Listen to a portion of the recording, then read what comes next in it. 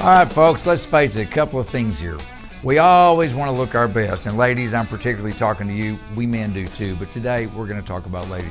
You want to look your best, and sometimes that can be expensive. It doesn't have to be, and on the other hand, you may have some stuff that's still in great shape that's just not really your thing anymore. It could help somebody else look their best. Wouldn't it be cool if there was a business to where everybody could get together and work together to make everybody look as good as possible? Guess what? That's where we are today here on the show. The name of the business we're chatting with is Clothes Mentor, perfect name for the business to be frank. Miss Clothes Mentor herself and my guest right here in studio, Leslie Bryant. Hey Leslie, welcome to the show. How are you? I'm great. Clothes Mentor. Pretty much the name says it all, doesn't it? It does. Well, we're going to get to that in a sec, but I want to back up just a little bit because you've been doing the Clothes Mentor thing for a while, but before that, what was your background and how did you slide over this direction? Well, I was in food service. Excuse me. We did I worked for a company that provided food services for college campuses. We had other segments as well, but mine was mostly in college campuses, and we provided all the food service. So we did everything from catering to serving the president to serving the students, retail, just you name it, everything. I did that for about 22 years, and I loved it. I love the food business. There was so much camaraderie. If you've never worked in that segment, it's just the people are wonderful. But the last 4 years, they moved me into a position where I was traveling 100% of my time. Oh, no. And where it was a lot of fun, but it was also getting to be a little wearing. Sure. So I was kind of trying to figure out what I wanted to do next, and I thought, well, maybe a franchise, but I had no idea where to look or what to do. Didn't have a clue what I wanted to do. And one day I love resale, and I walked into this resale store in Overland Park, Kansas, and I was like, wow, what is this place? It has all my favorite brands, and it smelled great, and it was really organized, and that's kind of unusual for resale. Okay. And come to find out, it was a franchise, and so I started checking. I was like, this is what I want to do. Now, was the franchise based in Overland, Kansas, or is this just one of the locations? That's just one of the locations. Okay, gotcha. We're based in Minneapolis. In Minneapolis. All right. So give me a timeline. Now, so there the light switch went on. You thought, wait a minute, this could be the business for me. Because frankly, you're going to get into a business with something that you like anyway. So give me the timeline between walking in the door in Overland, Kansas, and starting your own business here in North Texas. Well, it was about 2 years, only because it took us a while to find the location. The Arlington market wasn't open, and they had me looking into markets like up in Carrollton and places like that, and I couldn't do it. And so I kept waiting and waiting, and finally they opened up the Arlington market for me. So once that happened, we had to find it was just automatic. Happened pretty quick. A couple of things I want to back up. By the way, yes, I do have a background in hospitality. You're totally right. If people haven't done that, they should. Oh yeah. If nothing else, they'd be a lot bigger tippers. For sure. but I'll pass on that for now. But so you wanted to get into business for yourself because you didn't want to travel anymore. You didn't want to live in Arlington and travel back and forth to Carrollton every day. But you waited your time, and boom, here we go. You were able to open the Arlington location. When was this? What time? We opened to buy in April of 2017, Okay. and then we had our grand opening in June, because you have to fill the store before you can actually open to sell. So it takes about 6 to 8 weeks. And let's talk about that, because I touched on it a little bit in the intro. You actually have two businesses. You've got the one side to get stuff in, right, and the other side to get it out. So yeah, when you're opening, you got to get stuff in there, and then you worry about the next part. So how do you go about getting the word out there? Hey, here we are. What do you have? Let's work together. Well, now we rely heavily on social media. So we're very, very active on Facebook and Instagram, and then in the beginning we would send out the flyers and that sort of thing, and did some other marketing techniques, but. It's amazing how when we first started, I was like, how are we going to get this stuff in our store? And it's amazing how many women will go and they'll clean out their closets and bring it in for cash, and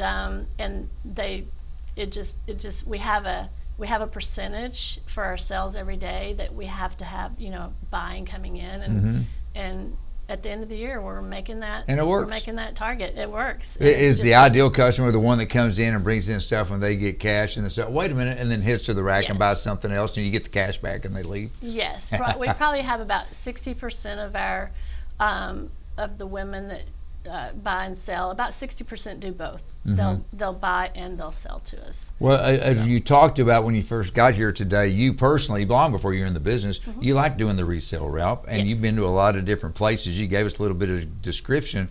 What are some of the biggest differences between Clothes Mentor and your typical resale shop? Well, the number one difference is we're not consignment. So with consignment, you take your things and they take them. And you got to wait. You got to wait for a check. Right. You don't have to wait for a check for us. That's the biggest thing. When you bring your items in, we go through those looking for the things that sell the best for us. So very good condition, very good style. So 2 to 3 years, because that's what our customers are looking for. Things that are still selling in the stores. So we look for those styles and the conditions and the brands as well, and then we pay the cash on the spot. So there's no wait. And They've got to love that. Oh yeah, for sure. And we buy pretty much all brands. We also buy the luxury brands like Louis Vuitton and Gucci. Ooh. So it's a pretty broad spectrum. We buy and sell pretty much all brands. Well, you're rolling right along, things are doing great, and then all of a sudden the pandemic hits, and like so many small business owners out there, you had to make a decision. Let's see, here's one idea. I could just curl up in the fetal position and cry and eat Bluebell ice cream, or there's other options out there. You chose a different option. Talk to me about how quickly you were able to adapt and switch over to an online presence. Right. Well, pretty quickly. I've never been one to crawl up and eat bunny ice cream. That's not my MO. So, like most businesses, we kind of went into panic mode a little bit. We closed. The governor closed us on March 21st. Our corporate office had already started testing stores for the online business, but they weren't opening it up to everybody.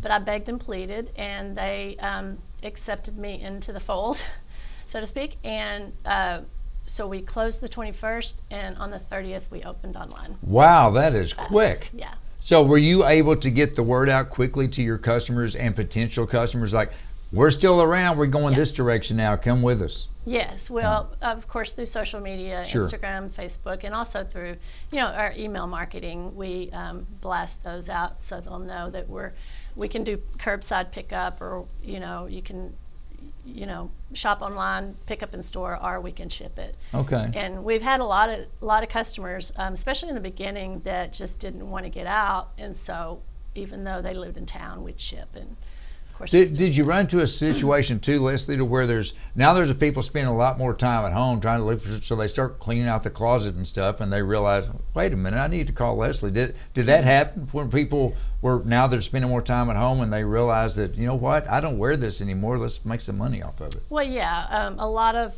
ladies were cleaning out the closets during the pandemic, for sure.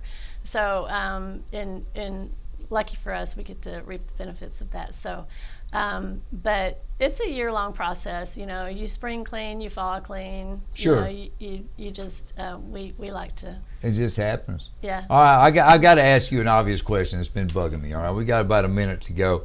As far as future expansion, can men do this? Do you see ever getting into men's clothes, or is it not going to work? Well, it's funny you should ask that, because we get asked that a lot. Good. It's not just me. The basic truth is men, for the majority, just aren't that into clothing. Oh. So. Well, not all men are on their own TV show either. We'll talk. We'll talk after the show. I'm just curious. There's a few out there. It seemed like a natural question, but for now, you're taking care of the ladies. They're taking care of you. It's a whole community you got going. Everybody helping each other out, and I just think it's a fascinating story, all the way back to the way you got into it. You wanted to get into business for yourself, wasn't sure what to do. You found this place, turned out it's a franchise, and boom, there you go. Hey, I'm out of time today, Leslie. Like I mentioned, it's a great story. I applaud you for getting through all the bumps and bruises small business owners go through. You're going to be just fine.